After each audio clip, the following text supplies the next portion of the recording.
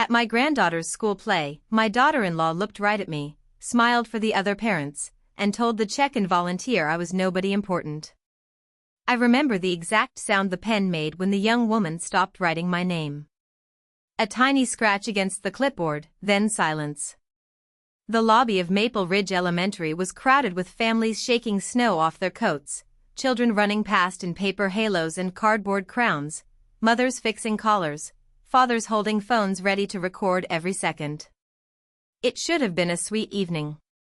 It should have been one of those small memories a grandmother keeps folded inside her heart.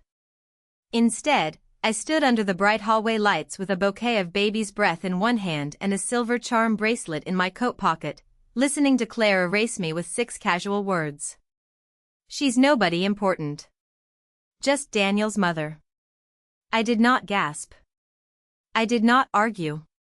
At 69 years old, I had learned that public cruelty often dresses itself as politeness, and if you react too loudly, people remember your reaction instead of what was done to you.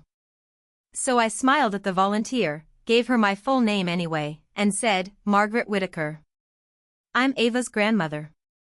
The girl blushed and looked down at her list, but Claire's hand landed lightly on the table before she could write anything.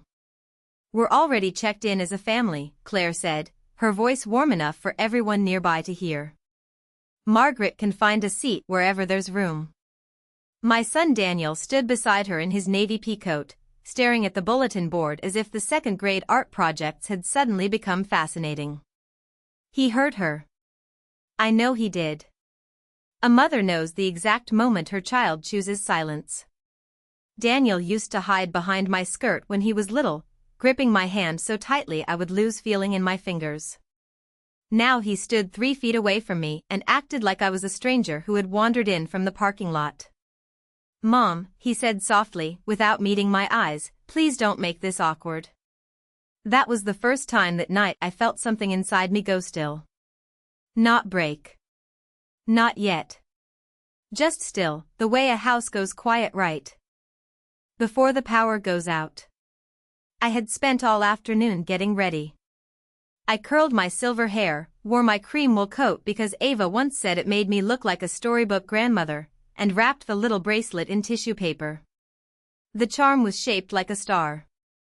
My late husband, Robert, had bought it years ago from a small jewelry counter at the mall, back when Daniel was still in college and Ava was only a hope none of us had met yet. Save it, Robert had told me. One day we'll have a granddaughter who needs to know she shines. Robert had been gone for 4 years, but I could almost hear him that evening as I stood in that school hallway, holding myself together with the same quiet discipline I had used at his funeral. Claire turned away from me and swept toward the auditorium entrance, her blonde hair tucked into a perfect twist, her red scarf bright against her black coat. She had the kind of smile people trusted at first. Clean, practiced, harmless from a distance. Daniel followed her, carrying 2 reserved signs and a camera bag. I followed several steps behind them, not because I was invited, but because Ava was on that stage, and no one was going to make me miss the child who still called me Grandma Maggie when her mother wasn't listening. Inside the auditorium, the smell of floor polish, winter coats, and paper decorations filled the air. Folding chairs had been lined up in neat rows, and the stage glowed under soft yellow lights. A painted cardboard moon hung above a paper forest. Children's voices drifted from behind the curtain in nervous whispers. I searched the front rows and saw Claire placing coats across 6 chairs. Her parents were there, laughing with another couple. Claire's sister arrived late and was welcomed with a hug. A neighbor I had met only once was handed a seat in the 2nd row. Every place had been saved. Every place except mine. Daniel glanced back and saw me standing in the aisle. For half a second, his face softened, and I thought maybe the boy I raised was still somewhere inside that grown man. Then Claire touched his sleeve. His eyes moved away. I walked to the back row and sat down alone near the sound table. From there, the stage looked smaller, but I could still see the curtain. I placed the flowers carefully across my lap. My hands looked old under the auditorium lights, the blue veins raised, the skin thin around my wedding ring. I thought about the 3 nights I had stayed up repairing Ava's angel costume after Claire dropped it at my house in a plastic grocery bag and said, "You're good with sewing, right?" "No please. No thank you. Just expectation." The sleeves had been too tight, the hem uneven, the fabric scratchy at the neckline. I had lined the inside with soft cotton, stitched tiny pearls along the cuffs, and added a hidden pocket because Ava liked to keep a smooth stone with her when she felt nervous. When I delivered it, Claire took the dress from my hands and said, "I'll tell her I fixed it." I should have understood then. But hope makes fools of women who love their families. The lights dimmed. Parents lifted phones. The curtain opened, and there was Ava in the center of the stage, wearing the white dress I had sewn, her little face pale with concentration, her paper wings slightly crooked. She scanned the front row first. Then the middle. Then her eyes reached the back, and when she saw me, her whole expression changed. She smiled the way children smile before adults teach them to hide what they feel. I lifted one hand, very small, just enough for her to know I was there. Claire turned in her seat and followed Ava's gaze. For a moment, our eyes met across the auditorium. She smiled at me then, not kindly, not nervously, but with quiet satisfaction, as if putting me in the back row had proven something. I looked down at the flowers in my lap and smoothed the ribbon around the stems. I did not know yet what I would do. I only knew one thing with absolute clarity. That night was not an accident. Claire had not forgotten me. She had placed me exactly where she believed I belonged. The play began with a song about winter stars, and every child sang a little too loudly, the way children do when they are proud and frightened at the same time. Ava stood near the painted moon, one hand pressed against the hidden pocket I had sewn inside her dress, and I knew she was touching the little smooth stone I had tucked there for her. It was from my garden path, pale gray with a white line through the middle. She had picked it up last summer and told me it looked like a tiny road. I told her everyone needs something steady to hold when the road feels too long. Watching her on that stage, I tried to let the sweetness of the moment reach me. I tried to forget the clipboard, the back row, the way Claire had called me nobody important with her church smile on. But public humiliation has a strange echo. Even when the room moves on, your body keeps hearing it. I could hear parents whispering around me, programs rustling, a man behind me adjusting his camera tripod, someone opening a peppermint candy. Ordinary sounds. Safe sounds. Yet I sat there as if I had been placed outside a glass wall, allowed to see the family but not belong to it. When Ava spoke her first line, her voice trembled, then steadied. "Every star has a place in the sky," she said, looking straight toward the back row. I felt the words settle in my chest with a weight they were never meant to carry. I clapped softly when her scene ended, careful not to draw attention. Claire clapped louder from the front, turning slightly so the other parents could see her proud expression. Daniel raised his phone and recorded, but when Ava waved toward the back, Claire leaned into his shoulder and guided the camera forward again. It was such a small thing. A movement of one wrist. A correction nobody else would notice. But I noticed. I had spent months noticing small things. The Mother's Day brunch where Claire said the restaurant only had space for 6, then posted photographs with 8 people at the table. The Sunday dinner where she told me Ava had a cold and needed rest, then I saw a video of the family roasting marshmallows in their backyard that same night. The birthday gift I mailed but arrived without the card, so Ava thought it came from Claire's mother. Each time, Daniel told me it was confusion. Each time, I chose peace because peace was what mothers were trained to choose. But sitting in that back row, I began to understand that peace without dignity is not peace. It is permission. The play lasted 42 minutes. I know because I checked my watch 3 times, not because I wanted it to end, but because I was trying to hold myself steady through it. Ava was wonderful. She forgot one line and recovered with a little smile that made the audience laugh kindly. She sang the final song with both hands folded under her chin, paper wings shaking every time she breathed. When the lights came up, the room filled with applause, folding chairs scraping, families rising, parents moving toward the stage with flowers and phones. I stood, smoothing the front of my coat, and lifted the bouquet.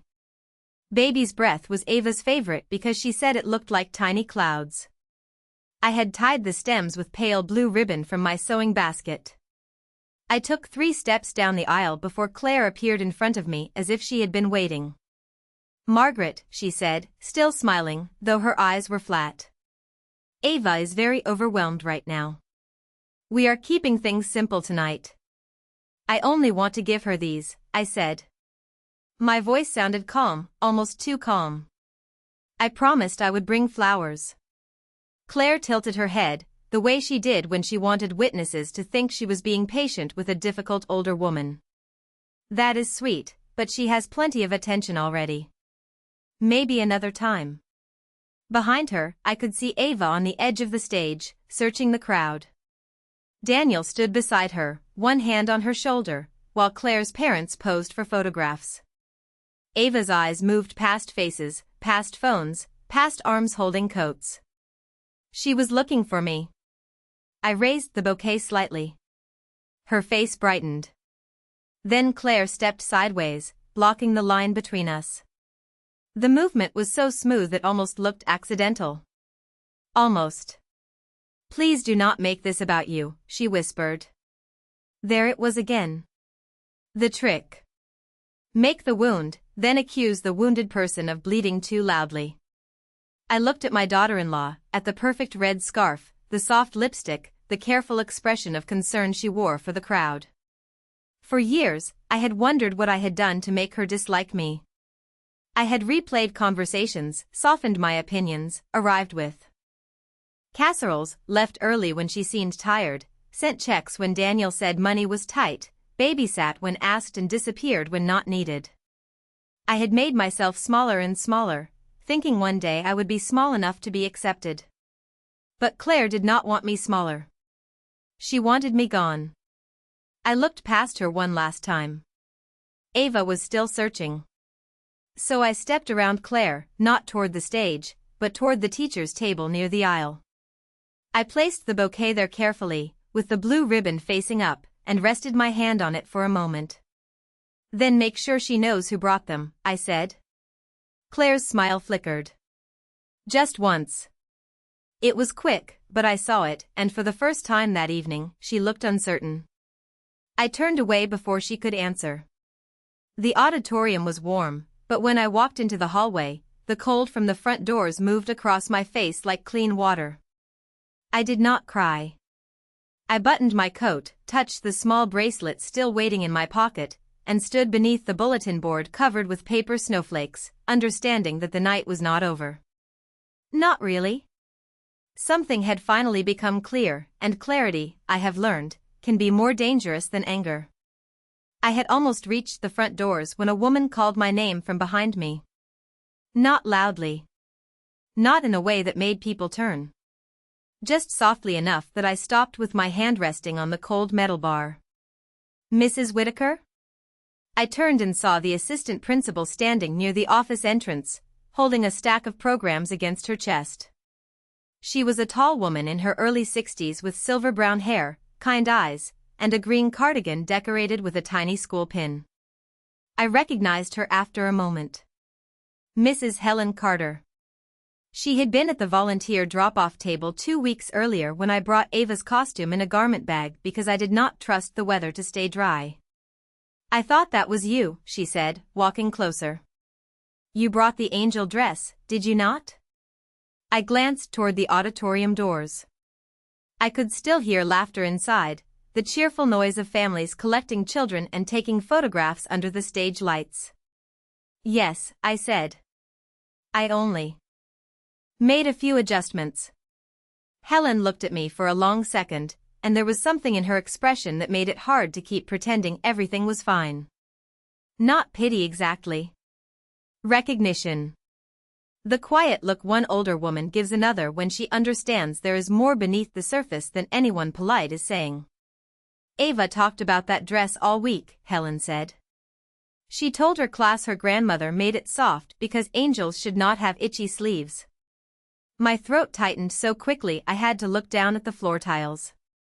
They were beige with little gray specks, the same kind of tile every elementary school in America seems to have. I focused on one dark speck near my shoe until I could breathe normally again. She said that? I asked. More than once. Helen smiled gently. She also said you gave her a stone for courage.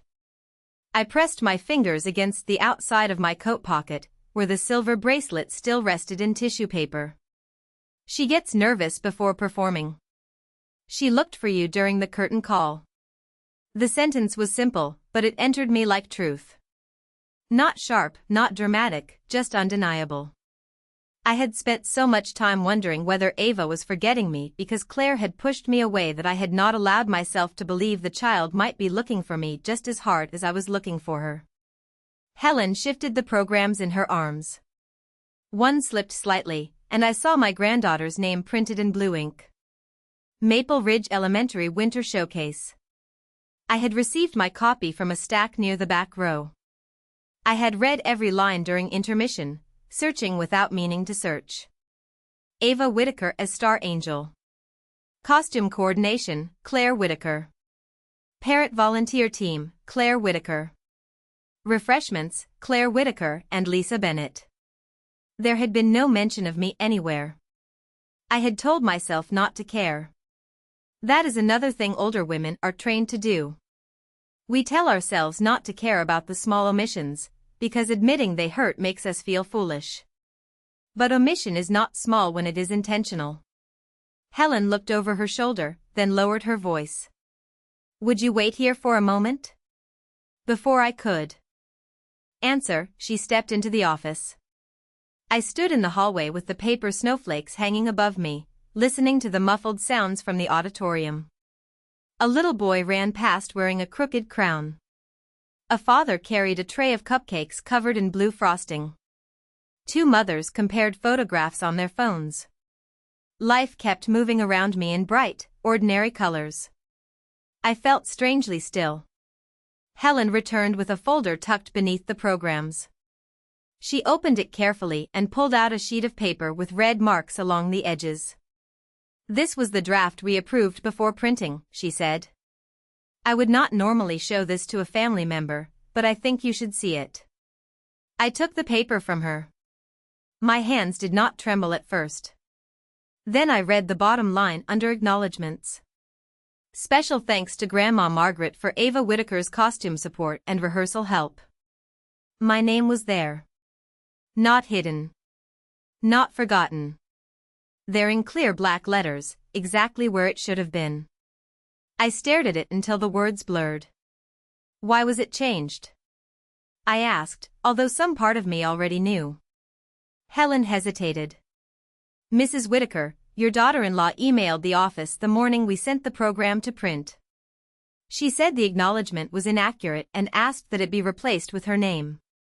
She was very insistent. The hallway seemed to grow quieter, though I knew it had not. Somewhere inside the auditorium, people were still laughing.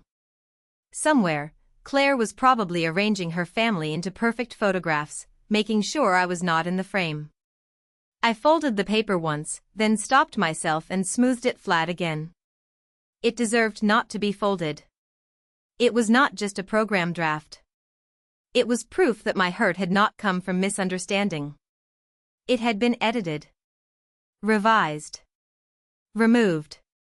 She asked you to erase me, I said. Helen did not correct the word. Her silence was kinder than any polite excuse would have been.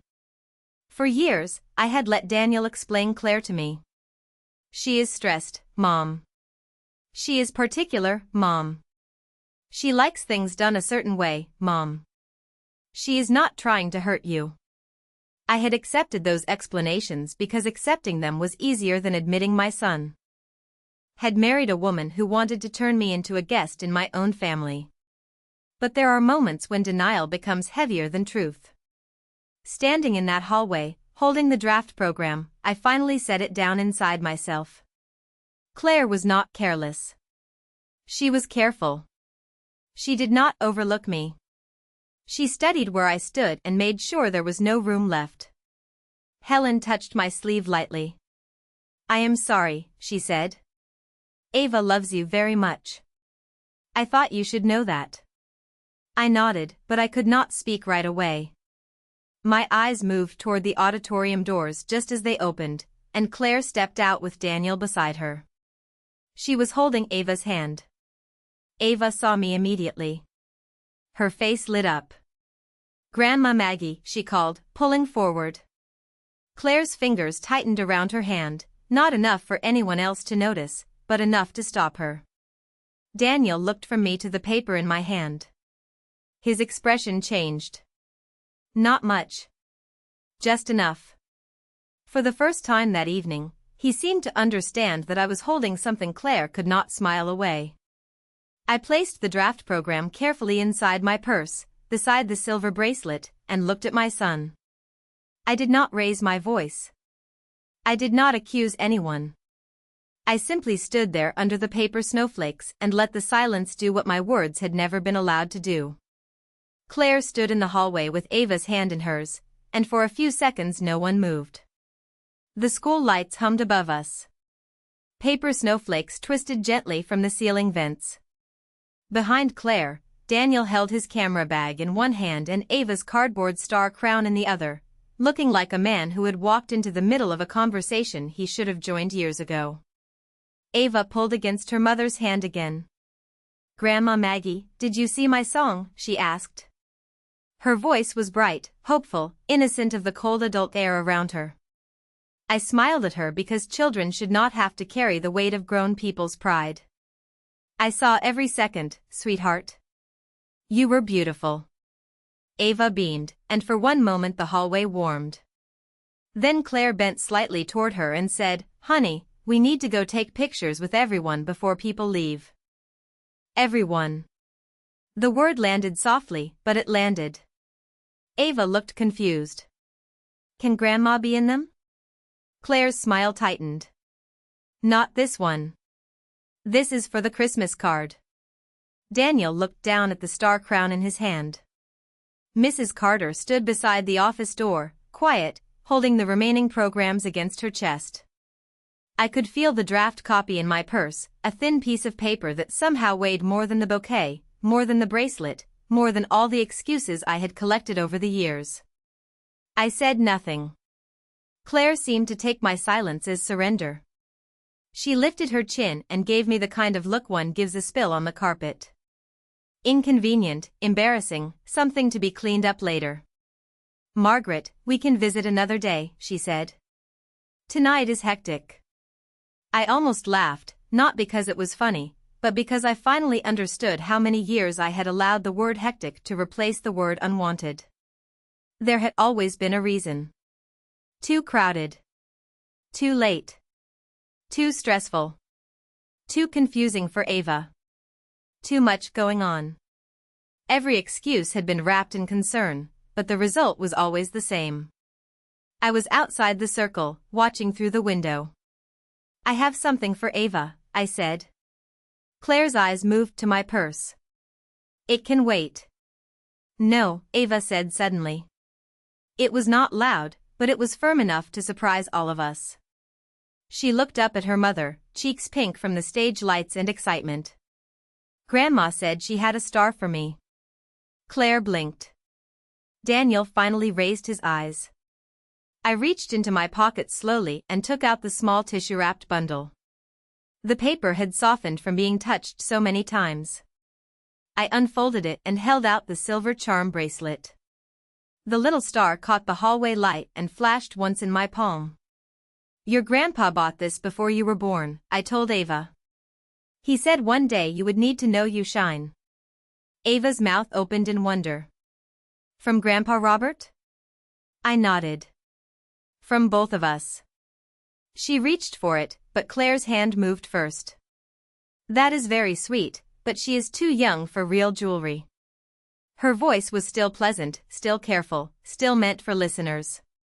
"I will keep it safe for her." I closed my fingers around the bracelet before Claire could take it. Not quickly. Not rudely. Just firmly. For the first time in a long time, I did not hand something over simply because Claire expected me to. I would rather give it to Ava myself when you are ready for her to have it, I said. Claire's face changed by a fraction. It was the smallest shift, a shadow passing behind her eyes, but I saw the anger underneath the polish. You are making this uncomfortable, she whispered. I looked at Daniel then. Am I? He opened his mouth, but no words came out. That silence pulled me backward through time. Ava's kindergarten Thanksgiving lunch, when I arrived with 2 pumpkin pies and the office told me only immediate caregivers were listed. Daniel said he thought Claire had added me. Claire said the school must have lost the form. Ava's 7th birthday party at the skating rink, when Claire texted me the wrong start time and I arrived as children were leaving with balloons. Daniel said it was a misunderstanding. Claire hugged me in front of everyone and said I must have read the message wrong. Last Easter, when the family photograph was taken on their front porch, Claire asked me to hold the coats while everyone lined up. I stood behind the person taking the picture with 3 jackets over my arm, smiling like a fool because I thought helping was another way of belonging. Later, when the photograph appeared online, Daniel sent it to me with a heart. I had stared at it for 10 minutes, searching for myself before remembering I had been the one outside the frame. I looked at my son in that school hallway and saw every one of those moments reflected in his lowered eyes. Claire had done the cutting, but Daniel had watched the scissors move. That was the truth I had avoided because it hurt more. Mom, he said at last, very softly. Maybe we should talk about this later. Later is where you put things you do not want to face, I said. My voice remained calm. I was proud of that. Calm had become my last piece of dignity, and I held it carefully. Claire gave a short laugh, light enough to sound harmless. This is exactly what I meant. Tonight is about Ava, and now somehow we are standing in a hallway discussing your feelings. Mrs. Carter's expression hardened, but she did not interrupt. I looked at Ava, who was watching us with worried eyes, and I knew Claire had chosen the safest shield in the world, a child's special night. She expected me to either swallow the insult or become the problem. So I did neither. I knelt slowly, careful with my knees, and looked only at my granddaughter. You were wonderful tonight, I said. I am proud of you. Your flowers are on the teacher's table, tied with the blue ribbon you like. Ava smiled again, smaller this time. Will you come to the cookie party next week? Before I could answer, Claire said, that is only for volunteers. Mrs. Carter stepped forward then, her voice even. Actually, Mrs. Whitaker is on our volunteer list. Claire went still. Daniel looked at her. I did too. Mrs. Carter continued, she contributed to costume preparation and rehearsal support. We would be happy to have her at the appreciation event. The hallway seemed to hold its breath. Claire's smile stayed in place, but it no longer reached anywhere close to her eyes. Of course, she said. If that is what the school wants. I stood and slipped the bracelet back into my pocket. I did not feel victorious. Victory is too loud a word for what I felt. What I felt was the first clean inch of space after being pressed against a wall for years. Ava hugged me quickly before Claire could stop her, small arms around my waist, paper wings brushing my coat. I love you, Grandma Maggie, she whispered. I rested my hand on her hair. I love you too, sweetheart. Then Claire led her away toward the auditorium, Daniel following behind, still carrying the star crown like evidence he did not know where to put. I watched them go.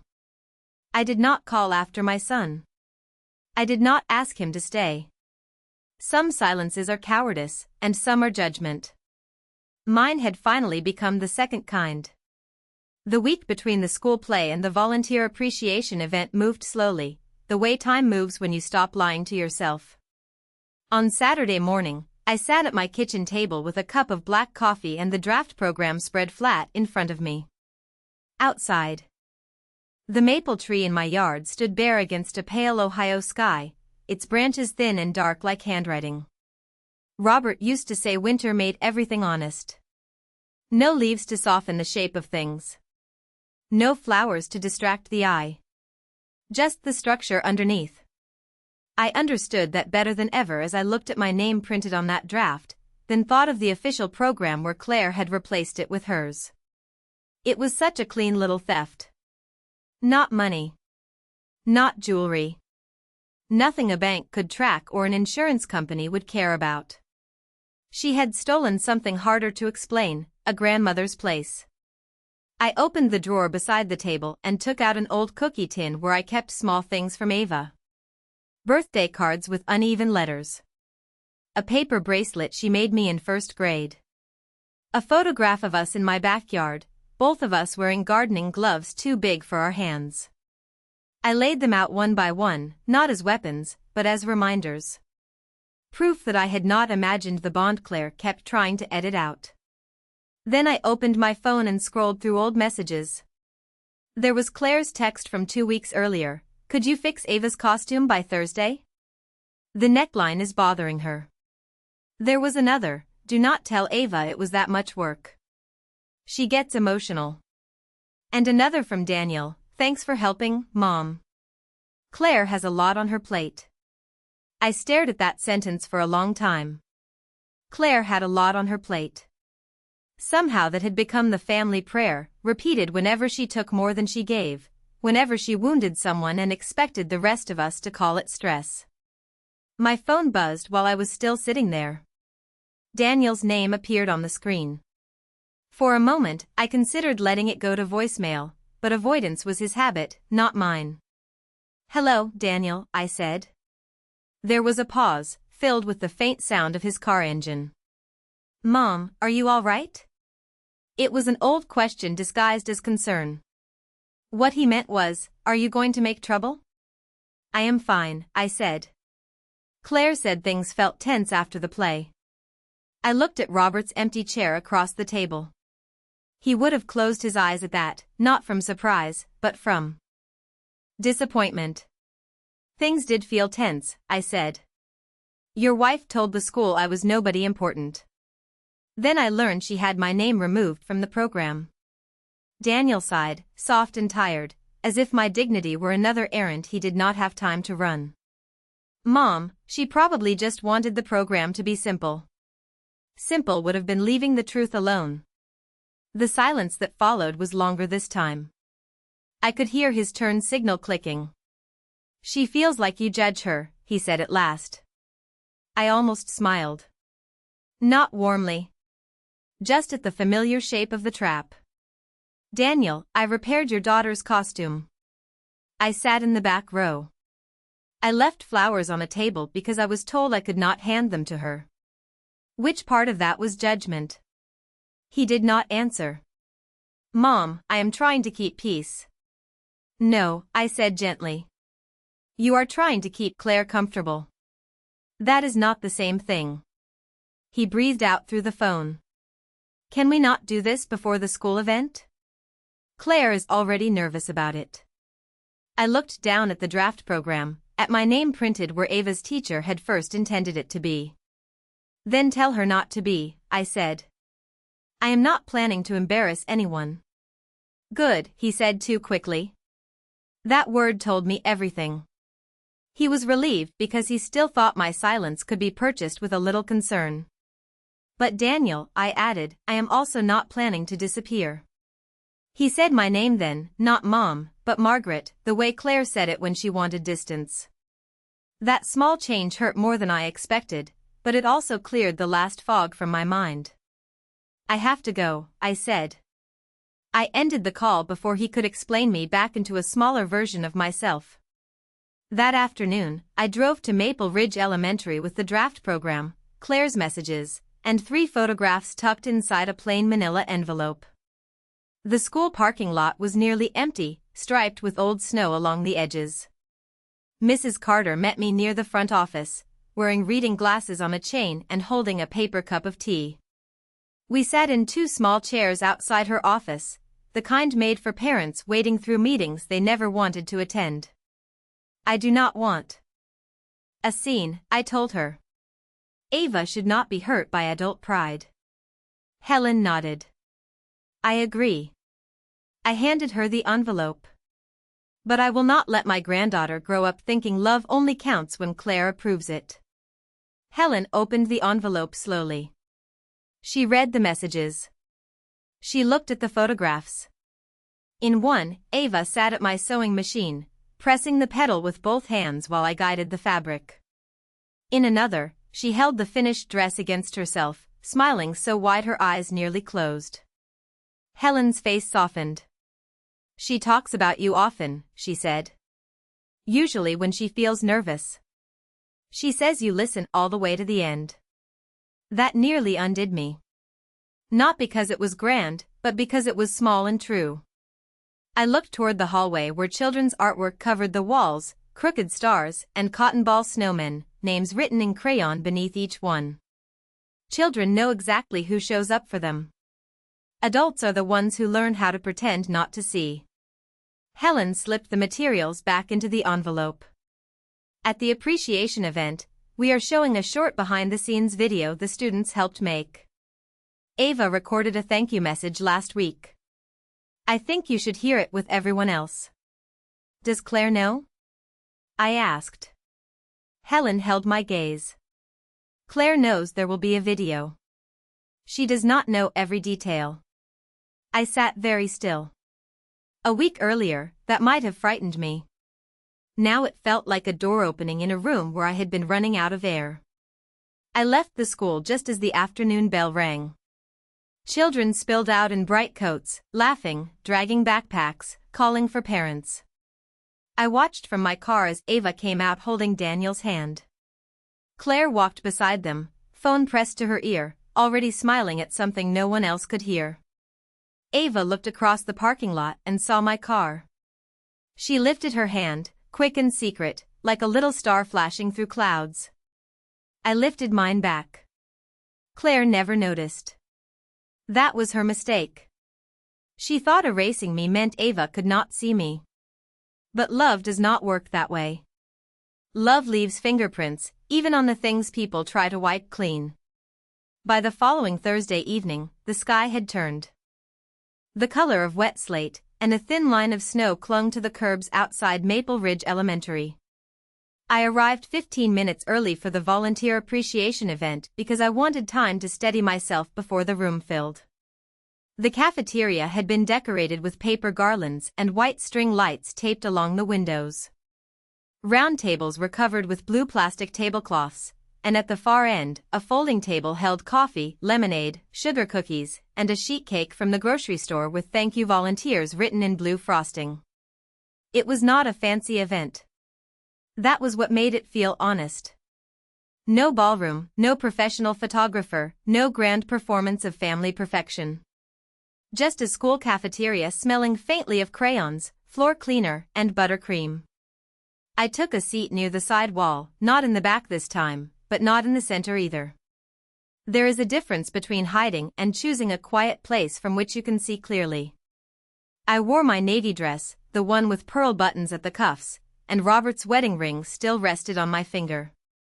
In my purse, beside a folded handkerchief, was the silver star bracelet. I had not decided whether I would give it to Ava that night. Some gifts should be placed into open hands, not pulled through a family tug-of-war. Mrs. Carter saw me from across the room and gave me a small nod. It was not dramatic. It did not need to be. Her nod told me I had been expected. That alone felt unfamiliar enough to hurt. Claire arrived 10 minutes later, and I knew she was in the room before I looked up because the air around certain people changes when they enter expecting attention. She wore a red sweater dress, black boots, and a gold necklace that caught the cafeteria lights. Daniel followed with Ava between them, carrying a paper plate of cookies as carefully as if it were fine china. When Ava saw me, she lifted her hand. Not secret this time. Openly. Claire noticed, and her smile paused for half a breath before returning to its place. Daniel looked tired.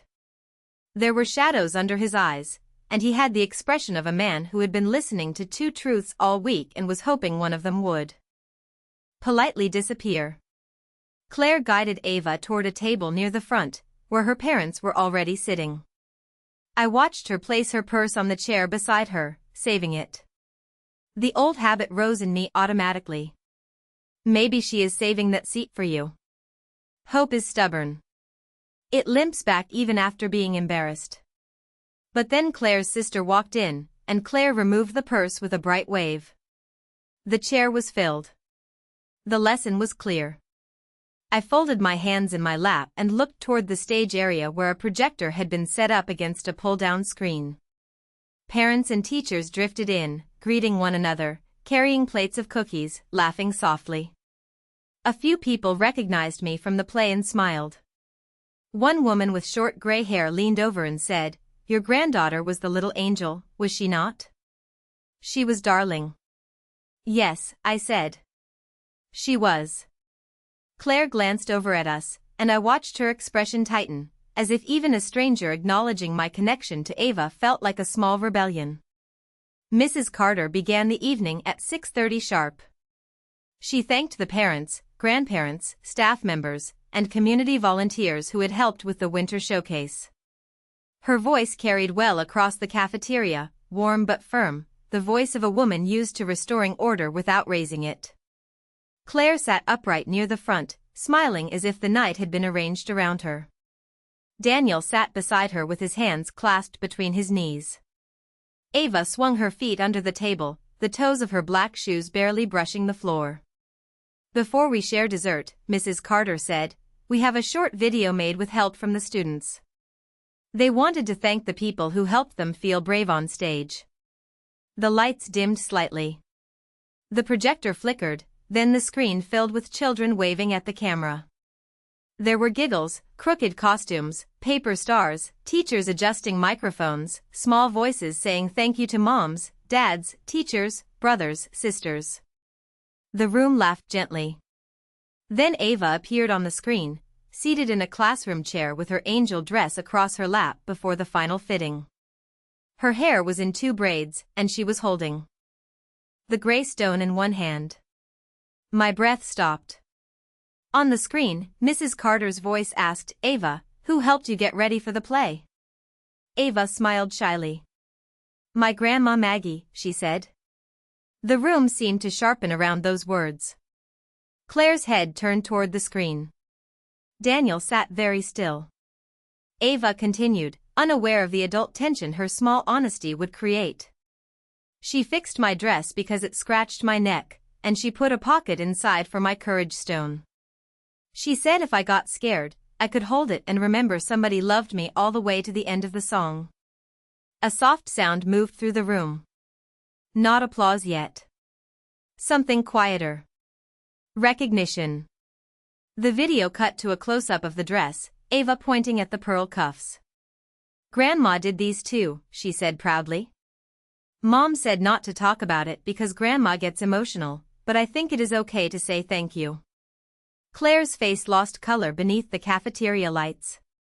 Not enough for strangers to call it anything, but enough for me to see the mask slip. Daniel turned toward his wife, and for once, she did not look back at him with control. She looked at the screen as if it had betrayed her. But the screen had not betrayed anyone. It had simply remembered what Claire wanted forgotten. When the video ended, the room was silent for a breath, then people began clapping. Mrs. Carter stepped forward. "We would like to give special thanks to Mrs. Margaret Whitaker for her costume support, rehearsal encouragement, and the care she gave one of our students when she needed it." My name filled the room. Not as an accusation. Not as a demand. Just as truth, spoken clearly in a public place where Claire could not edit it out.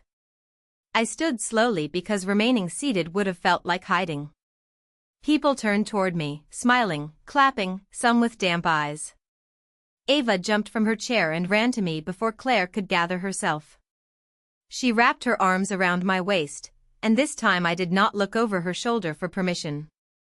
I held my granddaughter in the middle of that cafeteria and let the applause rise and fall around us like weather passing over a house that had survived the storm. The applause did not last long, maybe 15 seconds, maybe 20, but it changed the room. Before that moment, I had been sitting at the edge of the evening, the quiet older woman in the navy dress who might have been someone's aunt or neighbor or extra guest.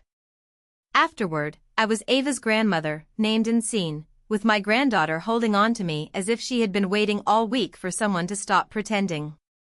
I bent down and kissed the top of her head. Her hair smelled like strawberry shampoo and school air, that mix of pencil shavings and cafeteria sugar that belongs only to children. You told the truth very bravely, I whispered. Ava looked up at me. Was it wrong? The question broke my heart in a place I had tried to keep protected. She was 9 years old, and already adults had made honesty feel dangerous. No, sweetheart, I said. It is never wrong to be grateful. Across the room, Claire rose from her chair. She moved with the careful grace of a woman trying not to look hurried. Her parents watched her with confused faces. Daniel stayed seated for a moment longer, then stood too, slower than his wife, his eyes fixed on the floor between us. Claire reached us with a smile that was almost convincing. Ava, honey, let Grandma enjoy the rest of the evening. You should come finish your cookie. Ava held tighter to my waist. I want to sit with Grandma. Claire's smile sharpened.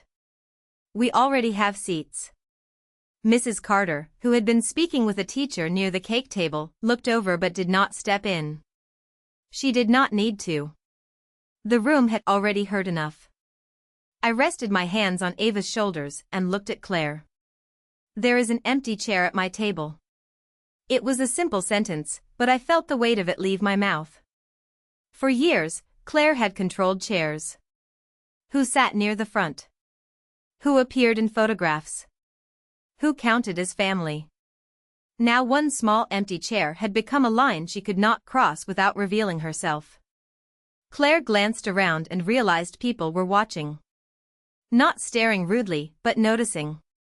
There is a difference, and it frightened her more. Of course, she said, soft and bright. If Ava wants to. Ava took my hand. We walked together to the side table where I had placed my purse. Her small palm fit inside mine the way Daniel's once had, and the memory came so suddenly I had to steady my breathing.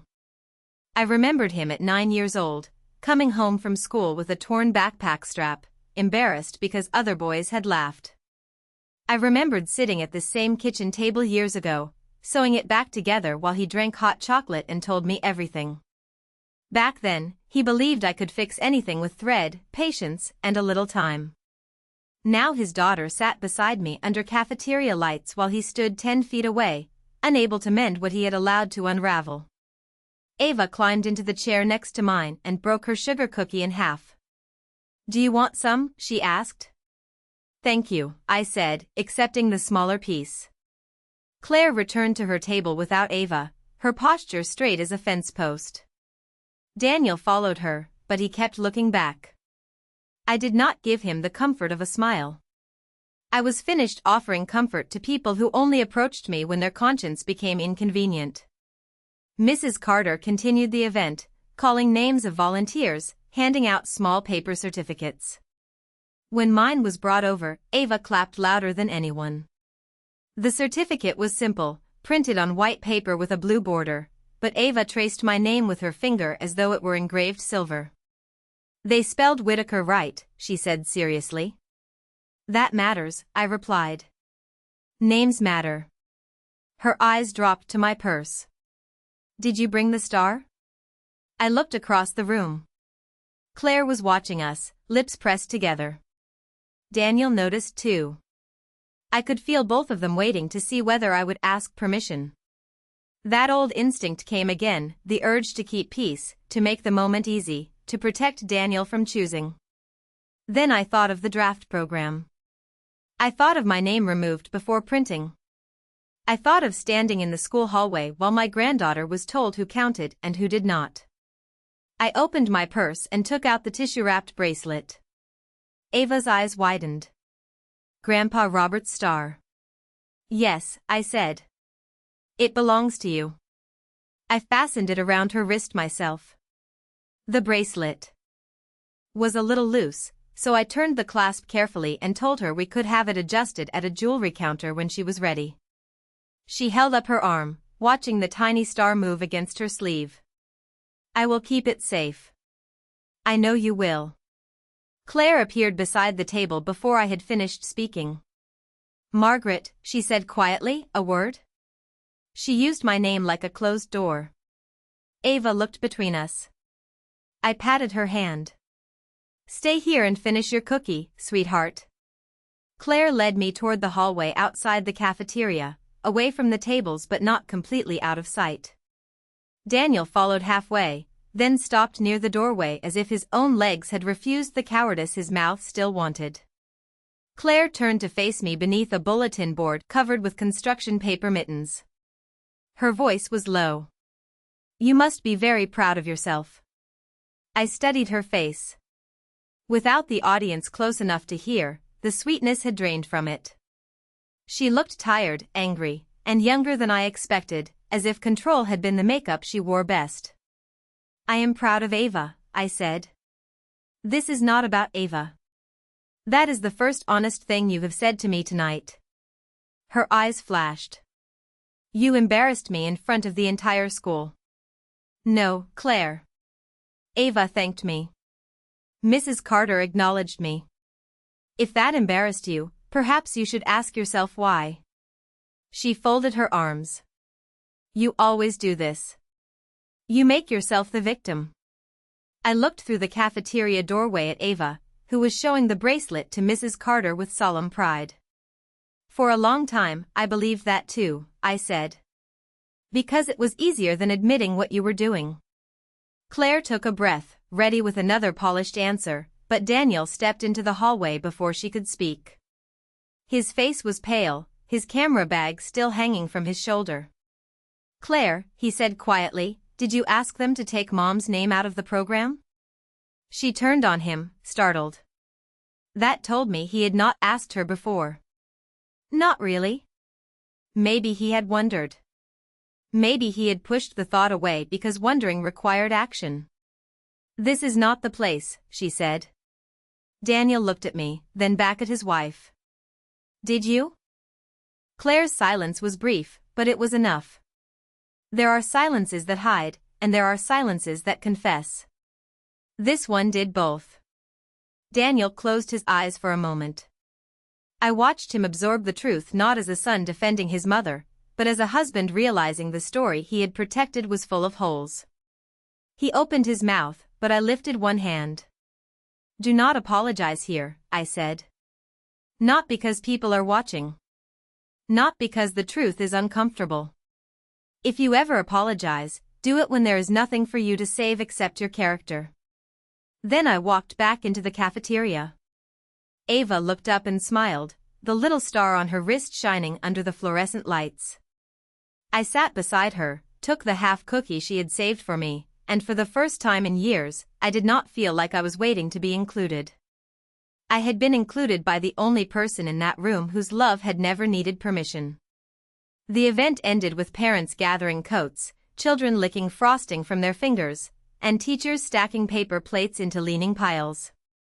Ordinary endings have a way of making extraordinary moments feel even stranger. A few people stopped by our table to tell Ava she had done well, and each time she lifted her wrist just enough for the silver star to catch the light. My grandma gave it to me, she said proudly. Not quietly. Not secretly. Each time she said it, I felt another small knot inside me loosen. Claire heard it too. She stood near the cafeteria doors with Daniel, speaking to another mother from Ava's class, but her eyes kept moving toward us. Her smile had become thinner, the kind that holds because falling apart would be too public. Daniel looked older than he had at the start of the night. Not because of the lighting, though the fluorescent bulbs were not kind to anyone, but because truth ages a person quickly when it arrives all at once. Mrs. Carter came over with a plastic container of leftover cookies. "Ava, would you like to take a few home?" she asked. Ava looked at Claire first out of habit, then stopped herself and looked at me. That tiny pause told me more than any confession could have.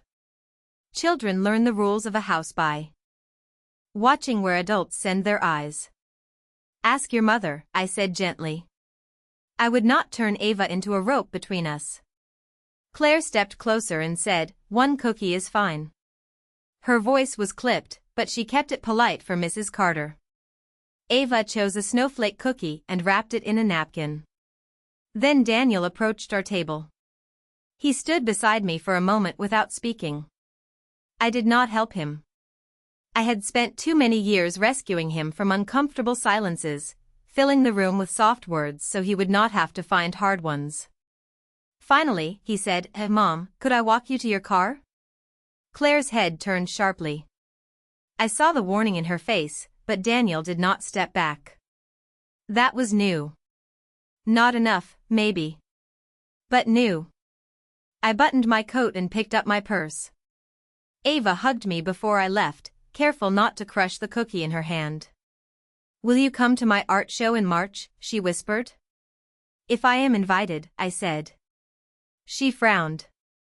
"You are always invited by me." I touched her cheek. "Then I will do my best to be there." Daniel and I walked down the hallway together. The school was quieter now, the display cases reflecting our shapes in the glass. Paper snowflakes hung above us just as they had the night of the play, but I was not the same woman who had stood beneath them holding flowers she was not allowed to give. Daniel held the front door open for me, and cold air rushed in, clean and sharp. The parking lot lights made silver circles on the pavement. We walked to my sedan in silence. When we reached it, he stopped near the driver's side door and put both hands into his coat pockets. "I did not know she changed the program," he said. I looked at him across the roof of the car. "But you knew she kept me away." His mouth closed. That was the difference between a defense and the truth. One keeps talking. The other falls silent. "I told myself it was not that bad," he said finally.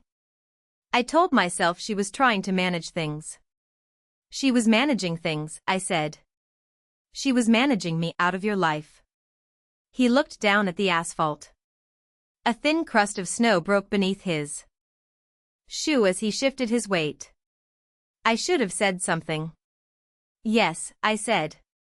I did not soften it. Mothers soften too much, and then everyone mistakes the softness for permission. "You should have said something when she gave me the wrong time for Ava's birthday party. You should have said something when I was not in the Easter picture. You should have said something when she called me nobody important in front of a school volunteer."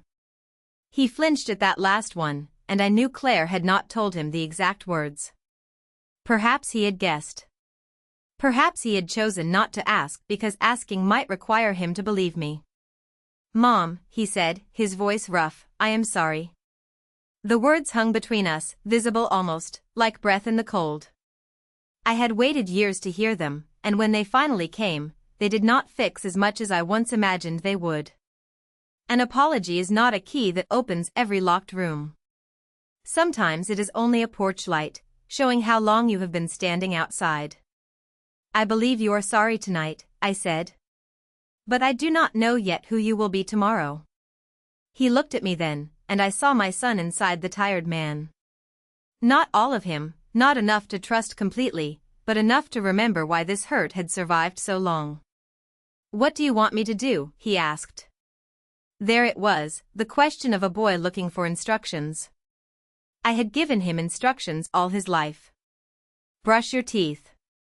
Say thank you. Look people in the eye. Tell the truth even when it costs you something. I could not do that work for him anymore. "I want you to stop asking women to carry the consequences of your silence," I said. He swallowed. Behind him, through the school windows, I could see Claire near the cafeteria entrance, watching us with Ava beside her. Ava lifted her hand again, the star bracelet sliding down her wrist. I lifted mine back. Daniel turned and saw her wave. Something in his face changed, something small and painful. Maybe he finally understood that Ava was watching all of us, learning what love tolerated and what it protected. "She loves you," he said. "I know. I do too, Mom." I wanted those words to reach the part of me that still remembered him at 5 years old, asleep on the couch with a blanket tucked under his chin. They reached it, but not cleanly. They had to pass through too many years of excuses first. "Then love me with your actions," I said. "Not when it is easy. Not when Claire agrees. Not when a room full of people has already heard the truth. Love me when it costs you comfort." He nodded, and for once he did not rush to explain. I unlocked my car but did not get in right away. "Ava should not be punished for tonight," I said. "If I hear that she is made to feel guilty for thanking me, I will not stay quiet." Daniel looked toward the school doors. "I will talk to Claire." "No," I said. "You will protect your daughter. Talking is only the first inch." The words seemed to settle on him. I got into the car, started the engine, and let the heater push cold air against my knees before it warmed. Daniel stepped back, one hand raised halfway. I drove out of the parking lot slowly. In the rearview mirror, I saw him standing under the yellow light, small against the school building, while Claire watched from behind the glass. For the first time, I did not wonder what she was thinking.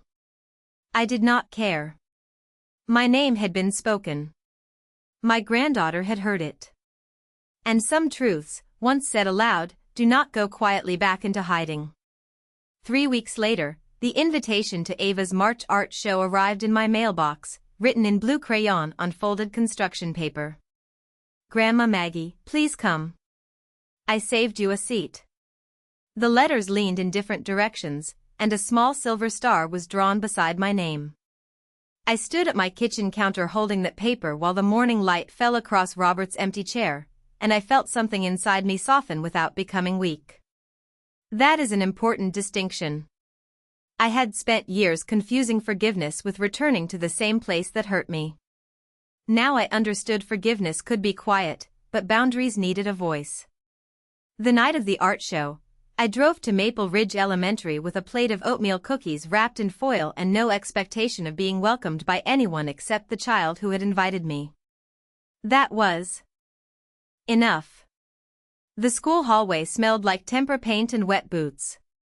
Children's artwork covered the walls, paper landscapes, crooked portraits, handprint trees, bright suns floating over purple houses. Near the entrance to the gym, a row of chairs had been set out for families. On the second chair from the aisle was a folded sheet of paper with my name written in Ava's careful hand. Grandma Maggie. I stopped when I saw it. Not because it was grand, but because it was deliberate. A place had been made for me by someone too young to understand politics, but old enough to understand love. Ava spotted me before anyone else did. She ran across the gym, her silver bracelet sliding down her wrist, and hugged me with the full trust of a child who had decided where I belonged. Claire stood near a display board with Daniel, watching. She did not smile, but she did not pull Ava away either. That, I suppose, was progress of a kind. Daniel walked over after a moment. He looked nervous, holding a paper cup of coffee he had not tasted. "Mom," he said, "I am glad you came." I looked at him carefully. "Ava invited me." He nodded. "I know. She insisted on writing the card herself." There was a pause, and in that pause I saw effort. Not perfection. Not repair. Effort. He glanced back at Claire, then returned his eyes to me. "I told her the art show was not happening unless you were invited properly." The words were simple, but they cost him something. I could see that. For years, Daniel had treated discomfort like a fire alarm, rushing to shut it off before anyone asked why it was ringing. Now he was standing in the noise. "Thank you," I said.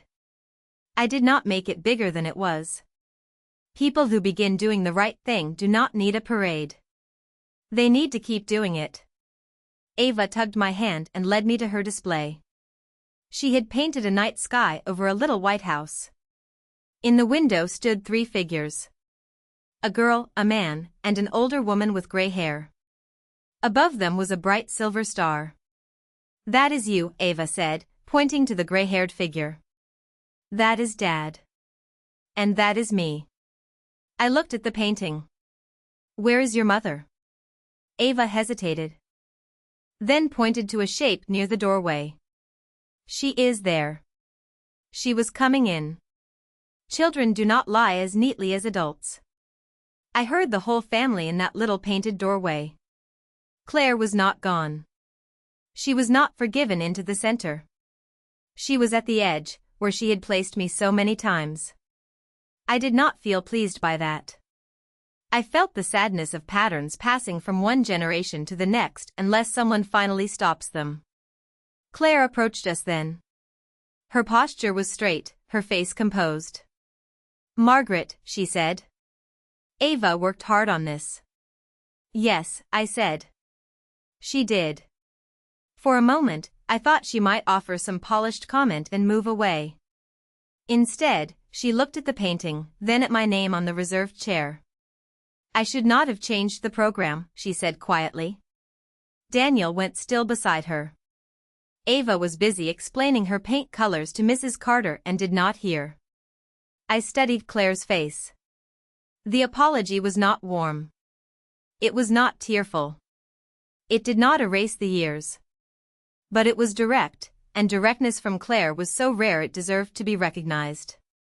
"No," I said. "You should not have." Her mouth tightened, but she nodded. "I was afraid Ava loved you more." There it was. Not an excuse. A confession small enough to fit inside a whisper, heavy enough to explain too much. I could have used it against her. A younger version of me might have wanted to. But age teaches you that winning every moment can still leave a child standing in the wreckage. "Love is not a pie, Claire," I said. "Ava loving me does not leave less for you." Claire looked away. I let her. Some truths need privacy after they are spoken. Daniel cleared his throat. "We are starting family dinners again on Sundays," he said.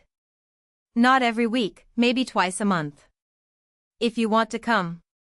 Once, I would have said yes before he finished asking.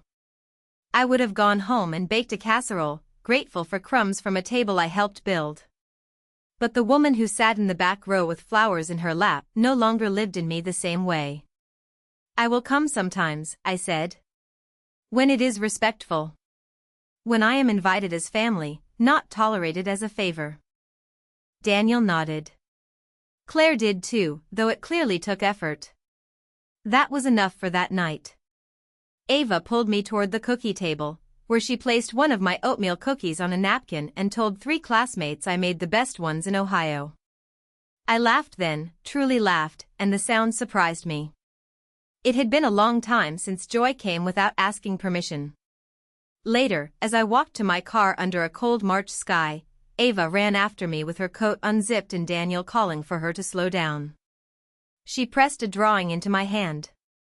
It was another star, colored silver, with the words for Grandma Maggie, who came. I hugged her, feeling the small weight of her bracelet against my shoulder. Claire stood by the school doors, watching us. She did not interfere. Daniel stood beside her, one hand resting gently on Ava's coat when she returned to him. They looked imperfect, uncertain, unfinished. Families usually are. I drove home with the drawing on the passenger seat and the heater humming softly. At a red light, I glanced at it and thought about the night Claire called me nobody important. She had been wrong, but the more important truth was this: I had been wrong too, every time I believed I needed her permission to matter. I was Robert's wife. Daniel's mother. Ava's grandmother. Margaret Whittaker. My name belonged in programs, on invitations, on reserved chairs, and in the memory of the child I loved. And if anyone tried to erase me again, I would not shout. I would not beg. I would simply stand where I belonged and let the truth say my name.